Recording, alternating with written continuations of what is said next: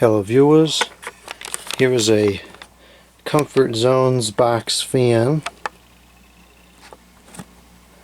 Let's see what the model number is. Here we go.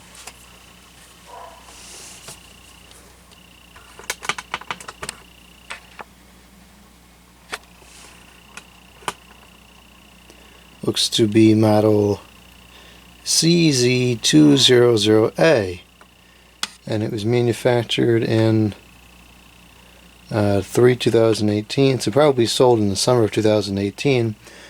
So this is only a year old because right now we're in the summer of 2019. And somebody was throwing this out. I'm not exactly sure why. I tend to believe it still works because the cord was wrapped up relatively neatly and it wasn't necessarily it wasn't in a trash can, it was just out by the road. Oh dear, something just fell. Anyways, I'm guessing it was just tossed out because it was dirty, because nobody can spend 20 minutes to clean something anymore. Well, let's plug it in here. And the switch goes from 0, 1, 2 to 3, which is nice. Not a lot of fans start off on low. Anyways, let's start off on low. Oh, it's locked up.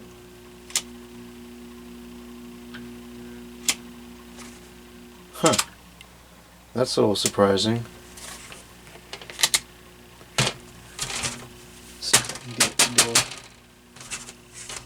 go. No, it's not going to go without intervention. It's way too locked. Well, that's kind of surprising. It's not even a year old. Well, that's what happens when they make these things over in China and they don't put any oil in the bearings. The motor actually looks somewhat decent.